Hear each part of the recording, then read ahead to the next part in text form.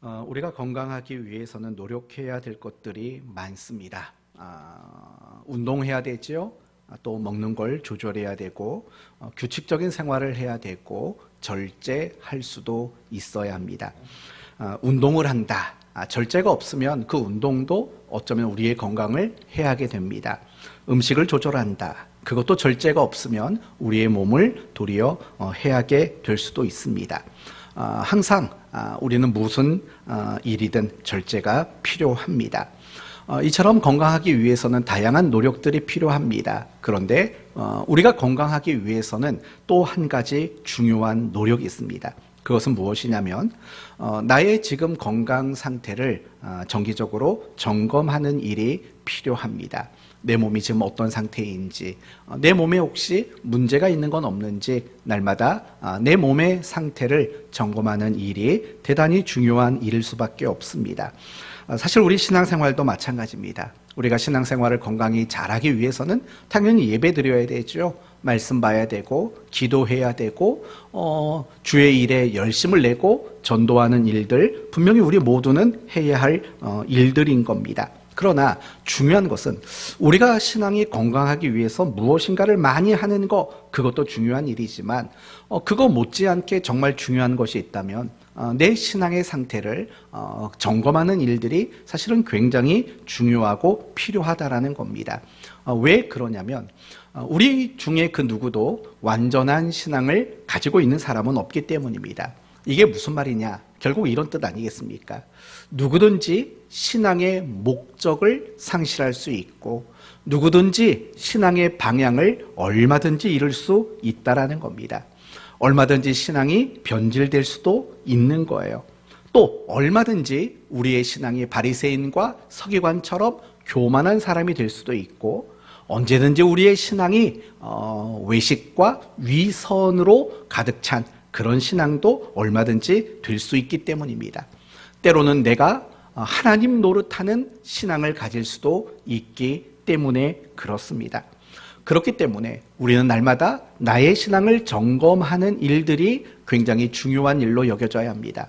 그런데 우리가 나의 신앙을 점검하지 않게 되면 나타나는 가장 큰 특징이 뭔지 아시겠습니까? 과연 뭘 것 같습니까? 이런 일이 일어납니다.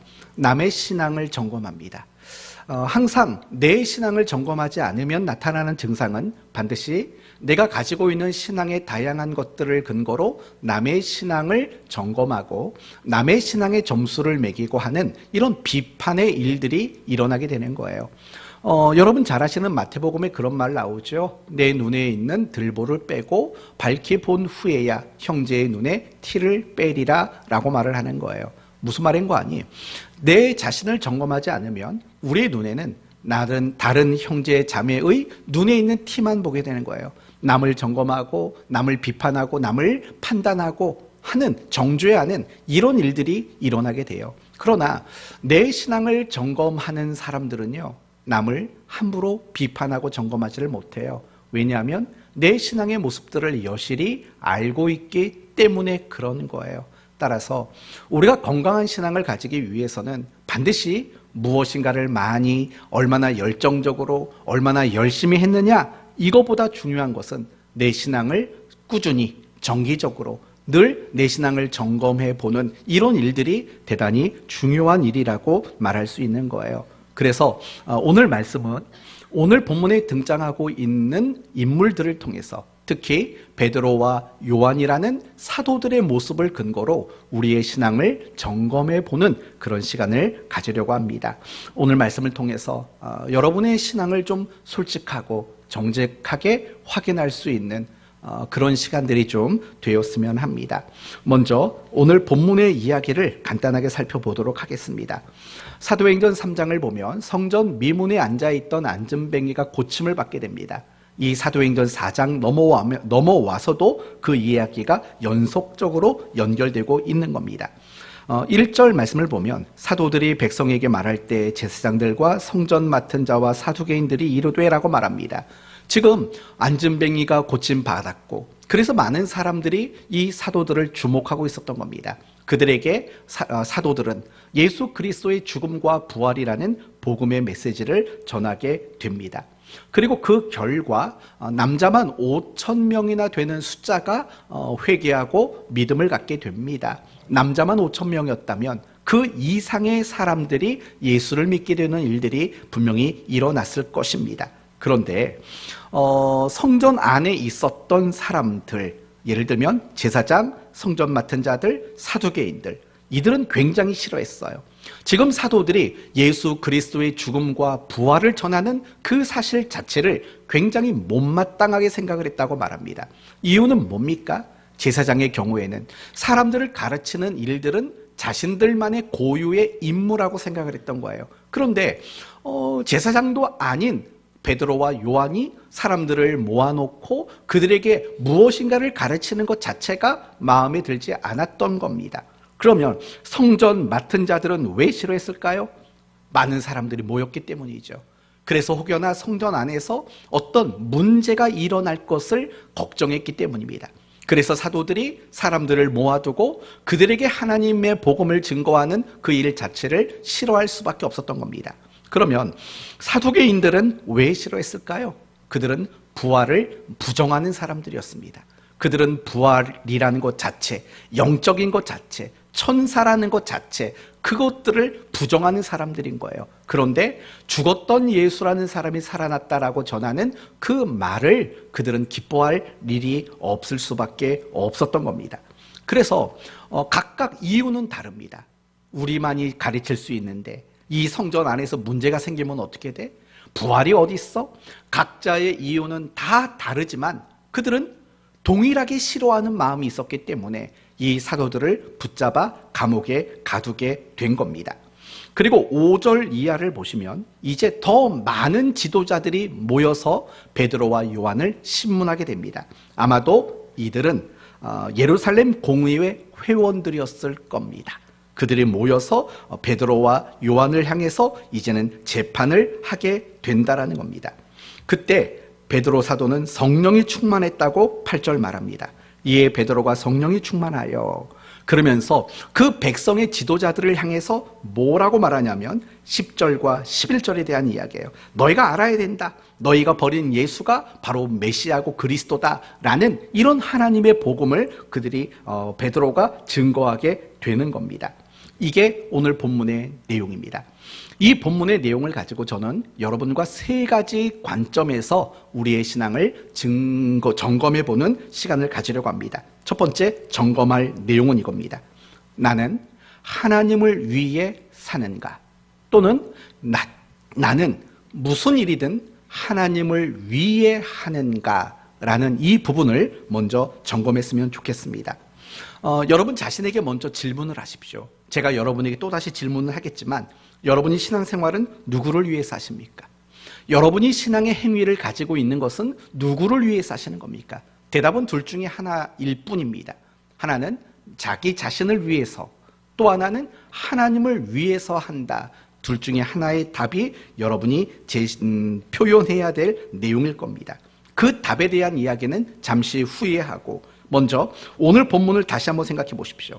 사도행전을 보면 오늘 본문은 어떤 의미가 있는 본문이냐면 비로소 교회와 그리스도인들이 박해를 받기 시작하는 첫 번째 사건이라는 겁니다. 3장 이전에는 교회와 그리스도인들이 박해를 받지 않습니다. 그런데 4장에 넘어오면서부터는 공식적으로 이제 박해가 시작이 되고 있다라는 거예요. 그것을 시작으로 이제는 대대적인 박해가 이제는 확장되게 되는 겁니다. 그래서 오늘 본문을 보면 이 베드로와 요한이라는 사도가 그들에게 미움을 받았습니다. 그리고 감옥에 갇혔습니다. 그리고 죄인 취급을 받았습니다. 그리고 그들에게 재판까지 받게 되었습니다. 그러면서 17절로 쭉 넘어가 보시겠어요? 17절로 넘어가 보면 이것이 민간에 더 퍼지지 못하게 그들을 위협하여 이후에는 이 이름으로 아무에게도 말하지 말게 하자 하고 라고 말을 해요. 여러분, 그들을 뭐 했다고 말합니까? 위협했다고 말합니다. 여러분, 이거는 가만 안 두겠다라는 겁니다. 이건 아주 무서운 협박을 하고 있는 겁니다. 협박을 당한 겁니다. 그리고 5장 40절로 쭉 넘어가 보시면 어떤 얘기가 나오냐면 5장 40절에 베드로와 요한이 또 체포된 겁니다. 여러분, 그때 그 자리에서 있었던 겁니다. 그들이 옳게 여겨 사도들이 불러들여 채찍질하며 예수의 이름으로 말하는 것을 금하고 놓아주었더니 라고 말을 해요. 이번에는 베드로와 요한이 뭘 당했냐면 채찍질을 당했어요. 여러분, 여기서 말하는 채찍질이 뭔지 아십니까? 사도 바울이 썼던 표현을 가지고 말한다면 40에 뭘까요? 하나 가만매예요. 이거 뭐 알아듣는 건지. 40에 하나 가만매예요. 그럼 몇 대를 맞았다는 뜻일까요? 40에 하나 가만매. 몇 대 맞은 겁니까? 39. 다른 분들은 몰라요? 40에서 하나 빼면 39이지 않습니까? 39대를 맞았다는 거예요. 채찍을요. 왜 40에 하나 가만맬까요? 그 당시 사람들에게 채찍질을 해보니까 40대가 넘어가면 사람들이 죽어버리는 거예요. 그러니까 40에 하나를 빼서 때렸다고 합니다. 그러니까 사람이 거반 죽을 지경까지 채찍질을 했다라는 거예요. 베드로와 요한이 그런 채찍질을 지금 당했다라는 거예요. 그럼 이제 우리는 물으셔야 돼요. 뭘 묻냐면 베드로는 왜 미움을 받았을까?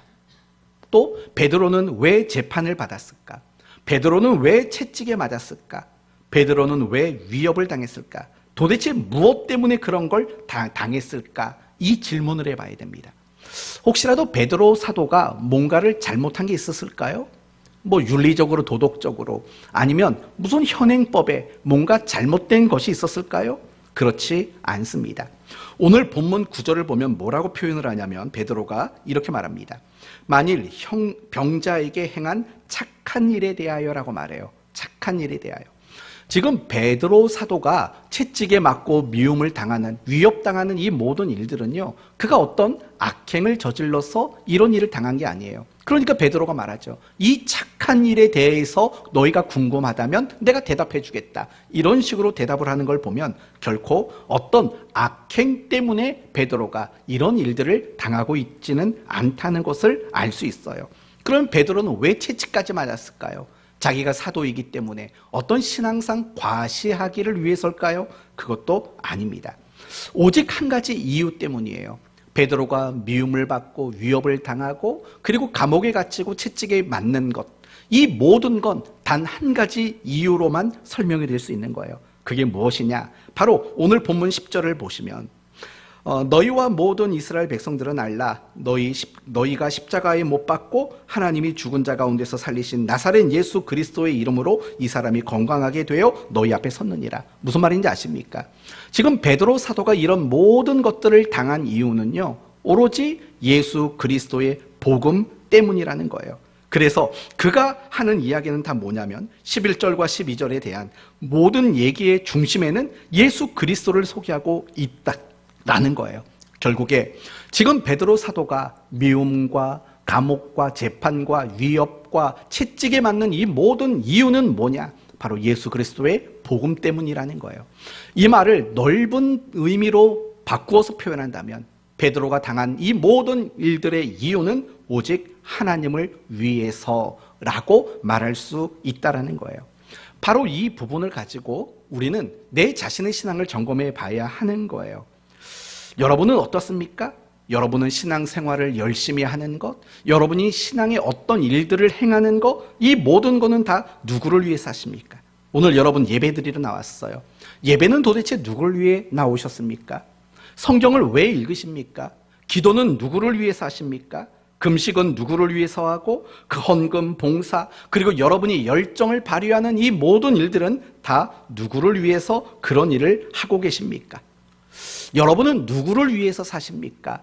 바로 이 부분이 잘 점검이 되어야 한다는 거예요. 당연히 여러분의 머릿속에서는 대답이 정해져 있어요. 뭐라고 대답할까요? 하나님을 위해서요. 내가 신앙생활하는 것도, 내가 열심과 열정을 나타내는 것도 나는 하나님을 위해서 한다고 여러분은 머릿속에 이미 답을 가지고 있다는 거예요. 그러나 여러분, 그건 여러분의 머릿속에 있는 답일 뿐인 거예요. 실상 정말 가장 정직하게 정말 여러분은 신앙생활을 하나님을 위해서 하고 있는가라는 이 부분을 많이 고민해 보셔야 돼요. 왠 줄 아십니까? 사실은 우리가 신앙생활하는 것들을 가만히 들여다보면 하나님을 위해 하는 것이 아닐 때가 사실은 굉장히 많아요. 그러면 도대체 누구를 위해 할 때가 많은가? 한마디로 말하면 자기 자신이에요. 더 정확히 표현한다면 자기 만족인 거죠. 자기 만족을 근거로 신앙의 열심과 열정을 나타내는 그런 경우들이 사실은 굉장히 많다라는 거예요. 어쩌면 이 말이 여러분은 이해가 되지 않을 거예요. 아니, 하나님을 향한 믿음이 아닌데 어떻게 신앙의 열심을 낼 수 있습니까? 이렇게 여러분은 생각하실지도 몰라요. 그러나 그렇지 않습니다. 하나님을 향한 믿음과 신앙 때문에만 열심과 열정이 나오는 게 아니에요. 도리어 내 만족, 자기 만족을 근거로 열심과 열정은 얼마든지 표현될 수 있다는 사실을 우리는 잊지 말아야 되는 거예요.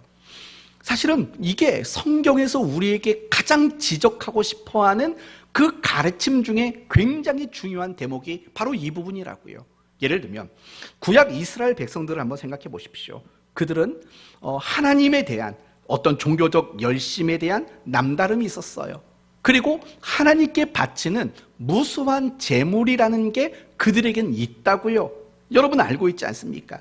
미가서 말씀이나 이런 데 보면은 천천의 만만해로 표현되는 재물들을 하나님께 바쳤다라는 이야기들이 소개되고 있는 것을 여러분은 잘 알고 있어요. 그러나 여러분, 그들이 하나님 앞에 수없이 성전을 들락날락하고 하나님 앞에 굉장히 많은 재물들을 바쳐댔다고요.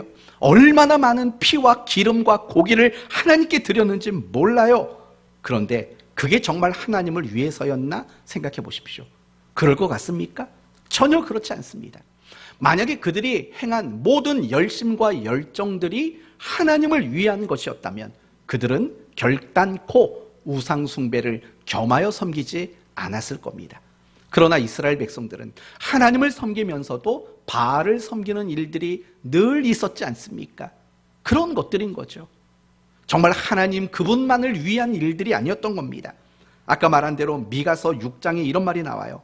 사람아, 주께서 선한 것이 무엇임을 내게 보이셨나니 여호와께서 내게 구하는 것은, 여기서부터가 중요해요, 오직 정의를 행하며 인자를 사랑하며 겸손하게 내 하나님과 함께 행하는 것이 아니냐라고 말을 해요. 그 위에 어떤 내용이 나온 줄 아십니까? 아까 말한 대로 천천의 만만의 수양 같은 기름, 이런 얘기들이 나온다고요. 뭘 말하는 건지 아세요? 정말 그들은 하나님 앞에 무수한 재물을 잡아 바쳤다고요. 그러나 그들에게는 무엇이 없었냐면 하나님이 가장 바라고 원하는 정의를 행하는 것, 인자를 사랑하는 것, 겸손하게 하나님과 동행하는 것, 이런 모습은 없었다라는 거예요. 여러분, 그들이 드리는 신앙상의 열심과 열정들이 정말 하나님만을 위한 것이었다면 하나님이 가장 바라고 원하는 정의와 인자와 하나님과 동행하는 삶이 왜 나타나지 않았겠냐고요. 그들은 열심이 있었고 그들은 남다른 열정들이 있었던 거예요. 그렇지만 그게 결국에는 하나님을 위한 것들이 아니었다는 거죠. 이게 사실은 굉장히 놀라운 거예요.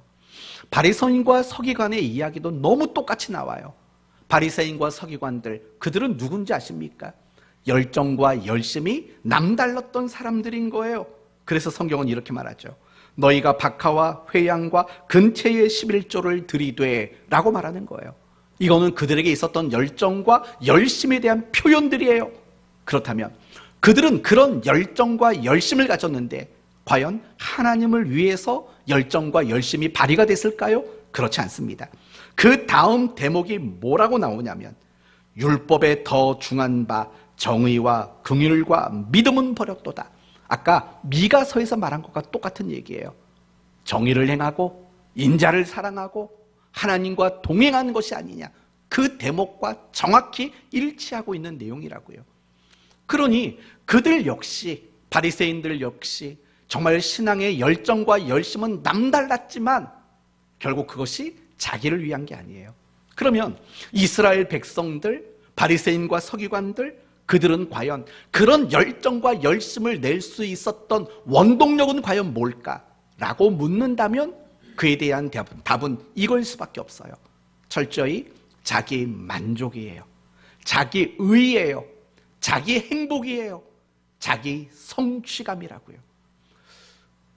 그렇다면 여러분, 이스라엘 역사 속에서 끊임없이 그런 잘못들이 있었고, 정말 종교의 전문가들이었던 바리새인과 서기관들에게 그런 문제점이 드러났다면 사실 우리에게도 그런 일들이 없다는 보장이 어디 있겠습니까? 사실 오늘날 많은 그리스도인들이 가지고 있는 열심과 열정의 이유가 무엇인가를 밝히 드러내보면 사실은 자기 만족일 때가 있어요.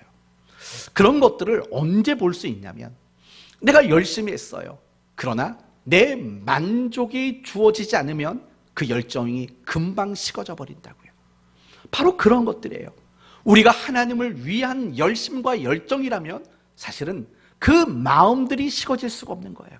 그런데 자꾸 내 마음이 식어지는 것들은 결국에는 그 모든 신앙의 열정과 열심의 이유가 자기 만족에 근거할 것이라는 그 확률이 대단히 많이 있다는 거예요. 그래서 우리는요, 점검해 봐야 되는 거예요. 특히 이 야심한 밤, 예배당에 나와서 지금 예배드리고 있는 여러분, 하루 종일 얼마나 피곤했습니까? 그런데 이 자리에 나와서 지금 예배를 드려요. 점검하셔야죠. 그럴수록 점검하셔야죠. 여러분의 신앙의 모습 속에 박하와 회양과 근체의 11조가 있다라면, 그런 여러분이라면 여러분은 더 많이 여러분의 신앙을 점검해야만 한다라는 거예요. 여러분은 과연 무엇을 위해, 누구를 위해서 신앙의 열심을 여러분은 가지고 계십니까? 얼마든지 자기 만족이어도 열심과 열정을 나타낼 수도 있다라는 사실을 잊지 말아야 하는 겁니다. 따라서 우리 모두는 오늘 이 시간에 점검하셔야 돼요. 나는 정말 이 모든 열심과 열정들이 하나님을 위한 건가, 아니면 자기 만족을 위한 건가 점검하셔야 돼요. 그러면 전 설교자지 않습니까? 여러분이 점검하기 편하라고 좋은 예를, 기준을 한 가지 알려드리겠습니다. 그것은 무엇이냐면, 여러분이 신앙 안에 기쁨이 있는가 없는가, 사실은 이걸 점검하시면 됩니다. 사도행전 5장을 보면 아까 말씀드린 대로 베드로 사도가 다시 체포를 당합니다. 그리고 뭘 맞았다고 그랬습니까? 채찍을 맞았습니다.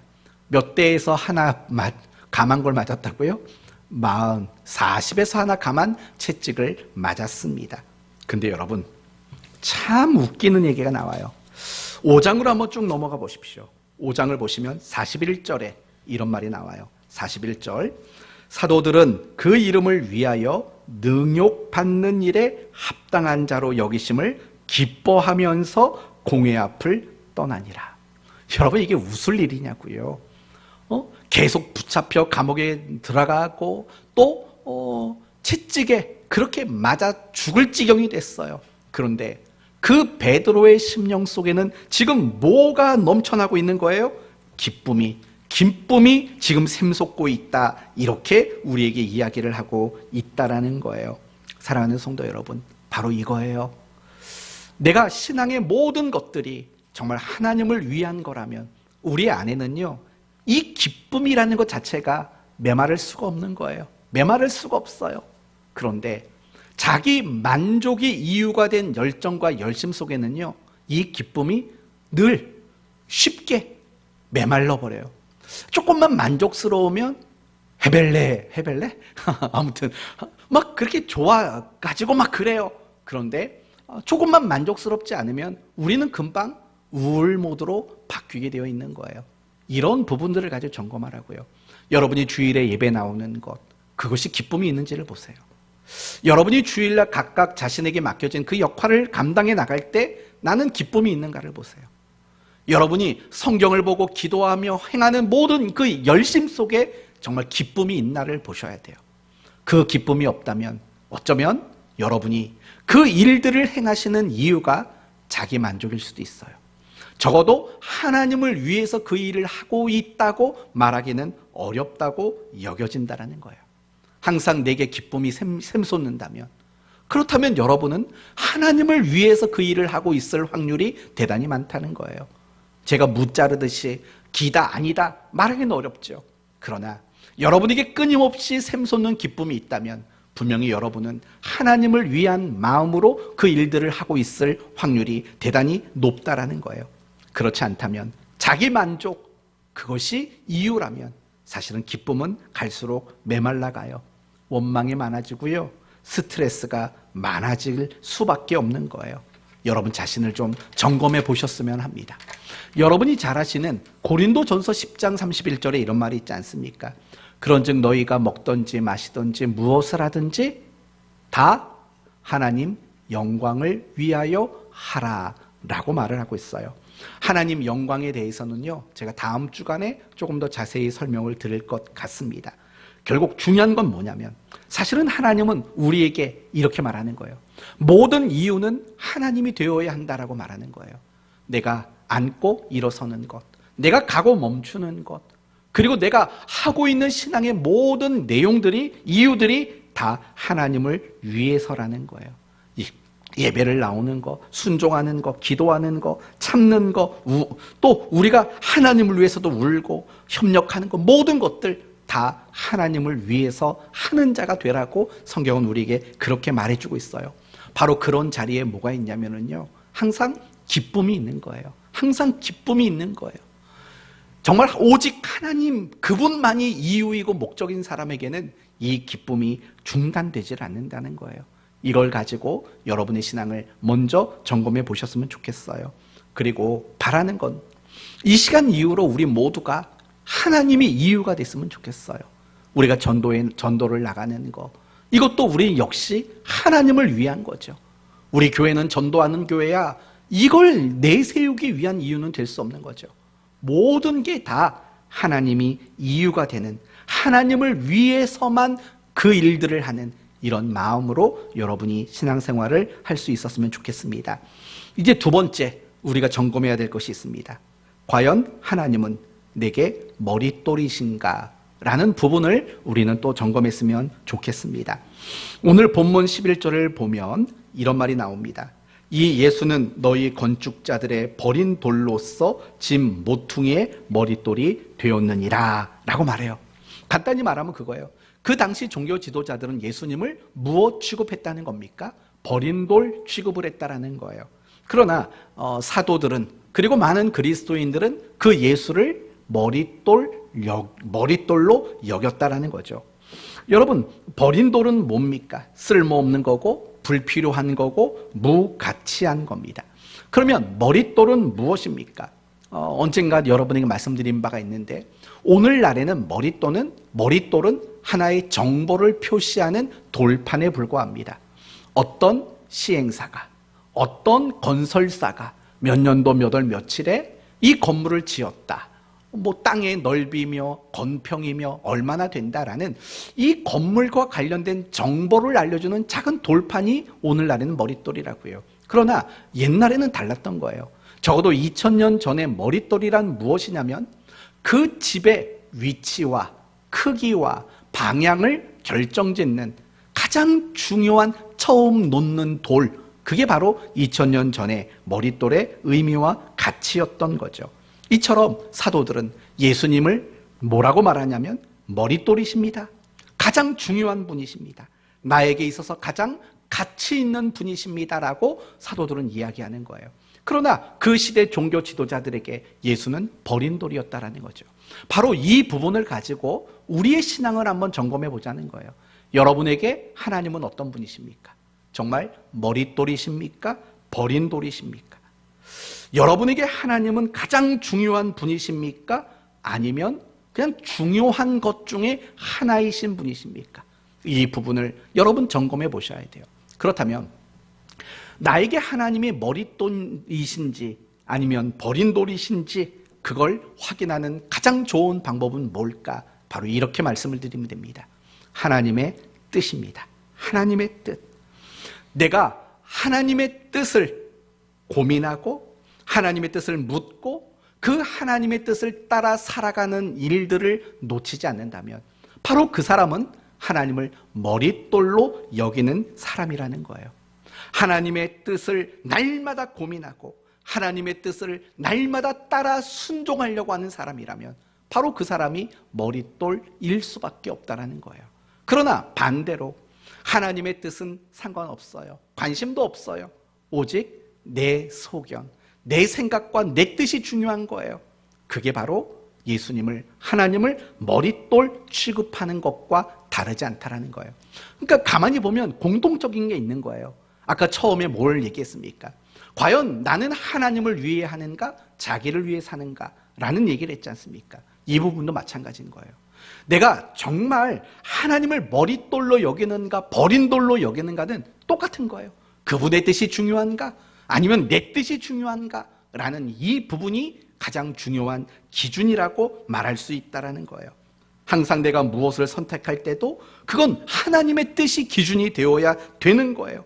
내 삶의 우선순위를 정할 때도요, 항상 하나님의 뜻을 우선순위를 정하는 기준과 원칙으로 삼는 거예요.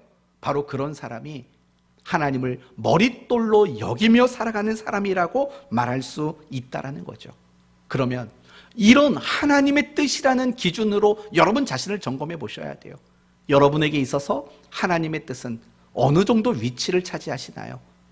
여러분이 뭔가를 결정하는 순간들이 많잖아요. 여러분이 뭔가를 해야 되는 것들이 많잖아요. 그럴 때 여러분에게 하나님의 뜻은 절대적인 영향력을 미치는 것인지, 아니면 하나님의 뜻은 고작 참고할 뿐인지, 아니면 하나님의 뜻이 아예 외면당하고 있진 않은지, 이 부분들을 여러분은 점검해 보셔야 된다는 거예요. 여러분의 삶에 있어서, 여러분의 인생에 있어서, 여러분의 신앙생활에 있어서 하나님의 뜻이 차지하는 비중을 살펴보라는 얘기예요. 정말 그게 하나님의 뜻이라면 내가 기꺼이 그 일들을 감당하겠다. 그렇다면 여러분에게 하나님은 머릿돌이 맞아요. 그러나 하나님의 뜻이 이런 거라는 걸 알면서도 내 뜻을 포기하지 못해요. 하나님의 뜻이 뭔가를 알면서도 내 뜻을 접을 수가 없어요.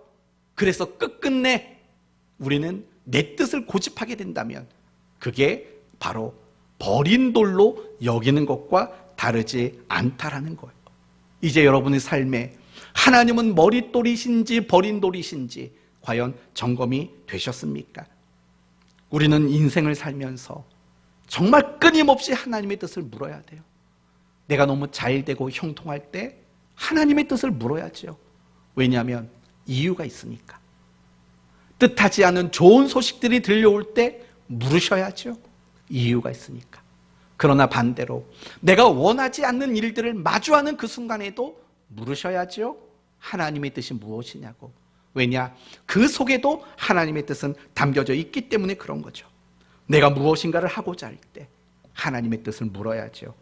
내가 어떤 일을 만났을 때, 내가 누군가를 만났을 때, 그리고 여러분을 가정을 향해서, 여러분의 일터를 향해서, 우리 교회를 향해서 우리는 끊임없이 물으셔야 되는 거예요. 하나님의 뜻이 무엇입니까? 라고 우리는 물어야 돼요. 여러분의 자녀들을 향해서 여러분은 하나님의 뜻이 무엇인지 묻고 계십니까? 한번 잘 생각해 보십시오. 어쩌면 우리는 성경을 통해서는 하나님의 뜻을 많이 알면서도 우리의 삶 속에서는 하나님의 뜻과 무관한 삶을 살아가고 있는 경우들이 얼마나 많은지 모릅니다. 방에서 가요 틀어놓고 춤추고 있는 저 아이를 향한 하나님의 뜻이 뭡니까? 이게 설교에 집중이 안 돼. 저러고 있으니 한번 보세요. 이거 어찌하면 좋습니까? 여하튼 그런 거죠. 모든 순간 속에서 하나님의 뜻을 물으셔야 돼요. 저는 특별히 여러분이 가정 안에서 그랬으면 좋겠어요. 하나님, 우리 가정을 향한 하나님의 뜻이 뭡니까? 우리 아이들을 향한 하나님의 뜻이 뭡니까? 내 배우자를 향한 하나님의 뜻이 뭡니까? 여러분, 우리가 정말 하나님의 뜻을 묻지 않는다면 어떻게 하나님을 내 삶의 머릿돌이라고 그렇게 우리는 고백할 수 있을까요? 그럴 수 없는 거예요. 사실은 말로는 그렇게 하나님이 머릿돌이라고 고백하지만 실상은 늘 버린 돌 취급하는 게 그게 우리의 모습이라고 저는 생각이 듭니다. 어떻습니까? 날마다 하나님의 뜻을 좀 묻고 따르고 계십니까? 그 일을 하셔야 됩니다. 그게 머릿돌인 겁니다. 우리가 하나님을 머릿돌 또는 버린 돌로 삼았을 때 결과에 대해서도 좀 이야기를 해봤으면 좋겠습니다. 마태복음 7장 말씀을 보시면 지혜로운 사람과 미련한 어리석은 사람에 대한 이야기가 나옵니다. 여러분, 지혜로운 사람은 어디에다가 집을 짓습니까? 반석 위에 집을 지었다고 말합니다. 어리석은 사람은 어디에 집을 지었습니까? 모래 위에 집을 지었다고 했습니다. 집을 짓고 나서 날이 쨍쨍하고 좋을 때는 둘 다 똑같아 보입니다. 집이 달라 보이질 않습니다.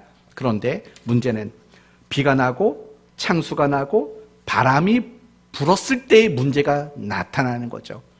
여러분, 모래 위에 집을 지은 사람은 비가 내리고 창수가 나고 바람이 불면 어떻게 됐습니까? 이렇게 성경은 표현하더라고요.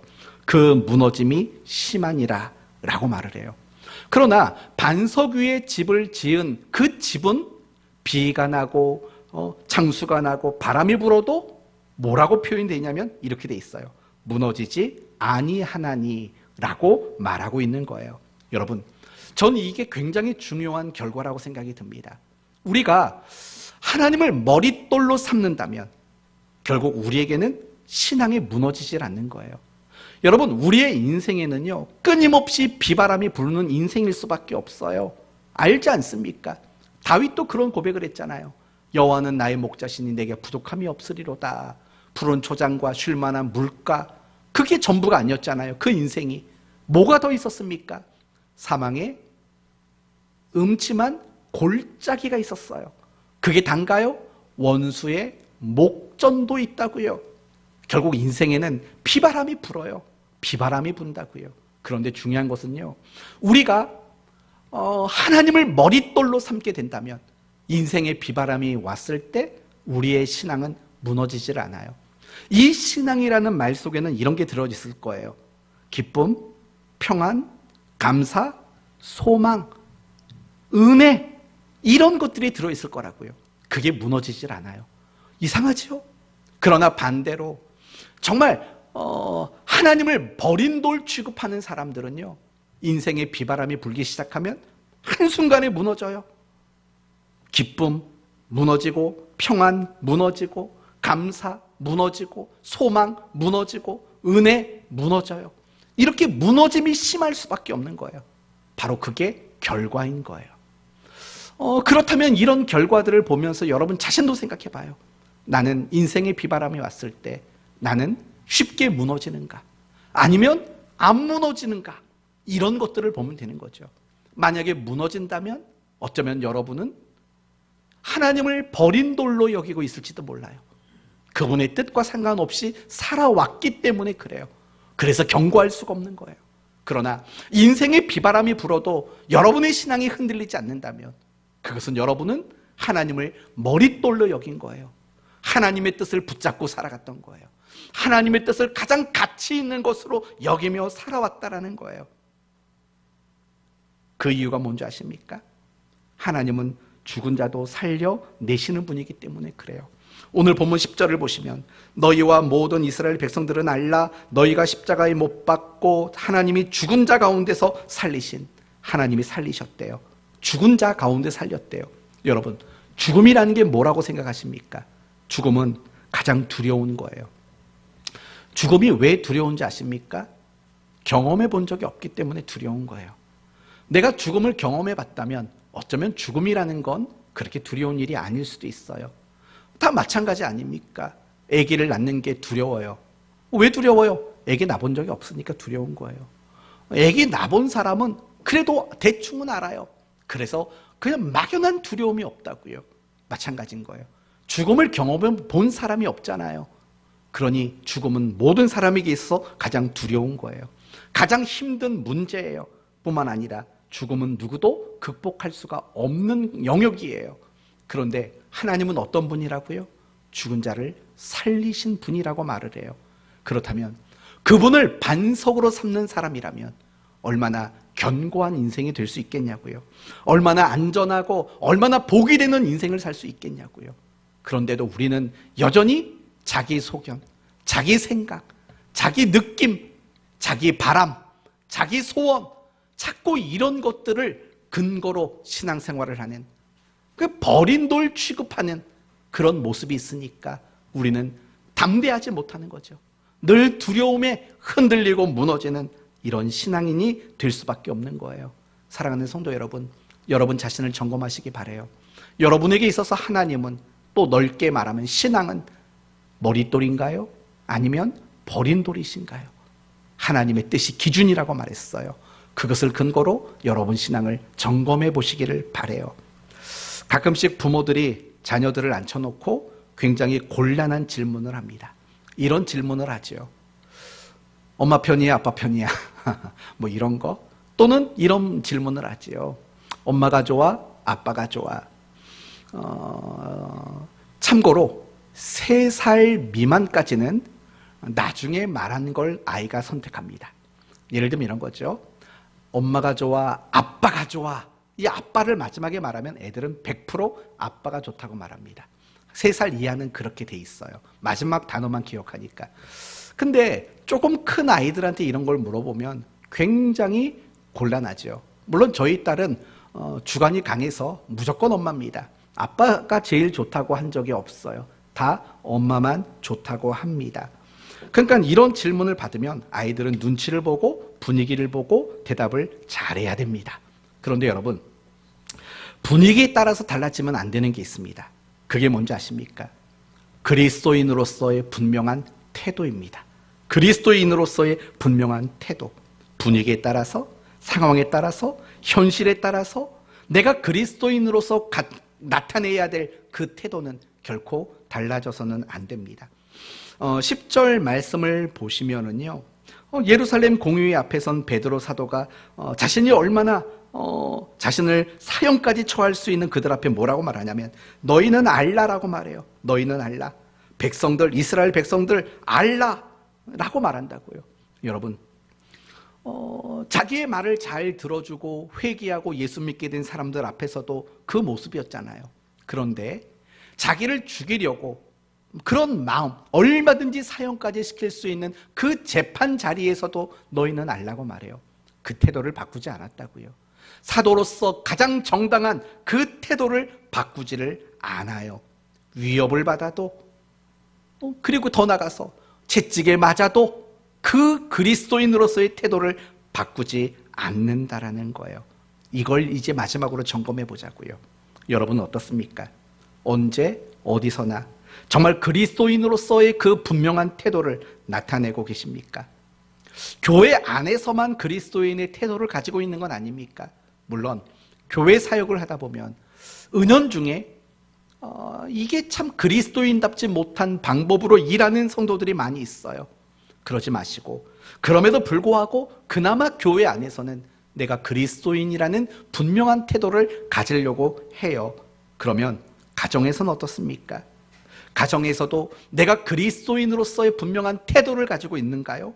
직장에서는요? 이웃들 앞에서는요? 어떤 돈 되는 일 앞에서는요? 유혹과 시험 앞에서는요? 어떤 자존심이 걸린 문제 앞에서는요? 돈 앞에서는요? 그래도 그 앞에서도 여러분은 내가 그리스도인으로서 분명한 태도를 나타내고 있는가? 이걸 점검해 보자고요. 어떤가요? 여러분은 어디 갖다 놔도 무슨 상황 앞에서도 항상 여러분의 태도는 분명한 그리스도인의 모습인가요? 그걸 점검해 보자고요. 지금 사도들의 모습이 그랬다고요. 사람들 앞에서 복음을 전할 때나 재판 자리에서 복음을 전할 때나 그의 태도는 하나도 더 바뀌지 않았어요. 어떤 분위기나 상황과 현실에 따라서 그들의 태도가 바뀌질 않았다고요. 우리도 그래야 된다는 거예요. 교회 안에서만이 아니라, 같은 편끼리 모여있는 교회 공동체 안에서만이 아니라, 우리를 반대하고 우리를 대적하는 세상 무리 안에서도 우리는 그리스도인으로서의 이 분명한 태도를 나타낼 수 있어야 된다는 거예요. 그래서 마태복음 5장에 이런 말이 나와요. 오직 너희 말은 옳다 옳다 아니라 아니라 하라. 이에서 지나는 것은 악으로부터 나느니라. 무슨 말일까요? 맺고 끄짐이 분명한 사람이 되라는 뜻일까요? 뭐 틀린 건 아니죠. 그러나 이 말씀의 가장 중요한 뜻은 어디서든 분명한 태도를 취하라는 거예요. 아닌 것 앞에서도 그리스도인으로서 분명한 태도, 맞는 일 앞에서도 어떤 공갈과 협박이 있어도 분명한 그리스도인의 태도를 취하라 라고 말을 하고 있는 거예요. 여러분은 어떤지 점검이 되셨습니까? 이 마지막 주제에 관련돼서 여러분에게 점검할 수 있는 기준을 또 알려드립니다. 바로 손해와 억울함입니다. 여러분이 어디서든지 정말 그리스도인의 분명한 태도를 가진다면 손해와 억울함을 반드시 당할 겁니다. 그럴 수밖에 없습니다. 그럴 수밖에 없습니다. 우리가 왜 세상에서 그리스도인으로서의 태도를 감출까요? 손해보지 않으려고요. 억울하지 않으려고 그걸 감추는 겁니다. 그렇기 때문에 내 삶 속에서 신앙이라는 이유로 어떤 손해가 있고 어떤 억울함들이 내게 주어진다면 여러분이 그리스도인으로서의 그 분명한 태도를 가지려고 지금 몸부림치고 있는 것과 마찬가지라고 생각합니다. 여러분은 순교가 뭐라고 생각하십니까? 복음을 전하다가 누군가에게 목숨을 잃어버리는 것, 그게 순교라고 생각하실 겁니다. 맞습니다. 지금도 세계 곳곳에서 그런 방식의 순교를 당하시는 분들이 많이 있습니다. 그러나 적어도 신앙의 자유가 보장되어 있는 우리 대한민국 땅에서는 신앙 때문에 누군가에게 목숨을 당하는 일들은 별로 일어나지 않습니다. 아주 뜻하지 않은 상황에서는 그런 문제가 있을 수는 있겠지요. 그러나 그런 일들은 보편적으로 이 땅에서 일어나지는 않습니다. 그렇다면 대한민국 땅에서 순교란 무엇일까요? 전 이렇게 생각합니다. 그리스도인으로서 모든 자리에서 분명한 태도를 가지는 것, 저는 이것이 대한민국 땅에서의 순교라고 저는 확신합니다. 왜요? 쉬운 일이 아니니까. 모든 자리에서 그리스도인으로서 분명한 태도를 가진다는 건 손해를 감수하지 않고 할 수 없고 억울한 걸 참을 용기 없이는 절대로 할 수 없는 일이기 때문에 그렇습니다. 그리고 손해와 억울함을 참을 수 있는 사람이라면 얼마든지 목숨도 내놓을 수 있는 사람이라고 믿기 때문입니다. 여러분의 삶을 점검해 보시기를 바랍니다. 나는 어디서나 분명한 그리스도인다운 모습으로 나의 태도를 나타내고 있는가? 어디 가서는 그리스도인으로서의 태도를 감추고 있진 않은가? 제가 이 말씀을 준비하다가 중학교 시절, 고등학교 초반 시절의 제 모습이 떠올랐어요. 어떤 장면이 떠올랐냐면 점심시간이 떠올랐어요. 친구들은 점심 벨이 딱 울리면 도시락 가서 밥을 먹지 않습니까? 근데 어느 한순간에는 제가 도시락을 놓고 기도하는 게 창피했었어요. 아이들이 뭐라고 말할까? 그런 말들이 되게 걱정이 됐어요. 그래서 기도하지 않고 밥을 먹었을 때도 있었어요. 그리고 어떨 때는 제가 머리가 좀 좋지 않습니까? 책상에 있는 물건 하나를 땅에 떨어뜨리는 거죠. 그리고 그 주우러 내려갈 때 눈 감고 이 맛이 너무 감사합니다. 뭐 이런 거 있지 않습니까? 그걸 짚고 올라오면서 예수님 이름으로 기도합니다. 기가 막히게 사람들을 속여냈죠. 이건 우스갯소리로 하는 얘기입니다. 그러나 우리가 그리스도인으로 살다 보면 이렇게 우스갯소리로 전해드린 이야기가 사실은 너무 많아요. 내가 조금 손해 안 보려고, 내가 뭔가 어떤 이득을 좀 보려고 그리스도인으로서의 분명한 태도를 감추는 경우들이 사실은 많이 있다라는 거예요. 그러지 않았으면 좋겠다라는 거예요. 항상 어디서든지 어떤 자리에서든지 손해와 억울함이 있을지라도 내가 그리스도인으로서의 모습, 태도 감추지 않고 분명하게 나타낼 수 있는 이런 우리가 되라고 말씀하고 계십니다. 이제 오늘 말씀을 마치겠습니다. 우리의 몸이 건강하려면 열심히 뭔가 해야 됩니다. 그러나 점검하고 내 상태를 확인하는 일이 필요합니다. 우리의 신앙생활도 마찬가지입니다. 건강한 신앙이 되기 위해서는 끊임없이 나를 점검해야 됩니다. 저는 오늘 여러분에게 3가지 점검 항목을 말씀드렸습니다. 첫째, 나는 하나님을 위해 하는가? 자기 만족을 위해서 하는가? 그 기준은 뭐라고 그랬습니까? 그 기준이 뭐죠? 기쁨이 있는가 없는가? 2번째, 하나님은 내게 머릿돌이신가? 버린 돌이신가? 그 기준은 뭐죠? 하나님의 뜻, 그리고 신앙의 무너짐, 이런 것들이라고 말했어요. 그리고 끝으로 3번째, 과연 나는 언제 어디서나 어떤 상황에서나 그리스도인의 분명한 태도를 취하는가, 나타내는가? 그 기준은 뭐라고 그랬죠? 손해와 억울함이라고 말씀을 드렸어요.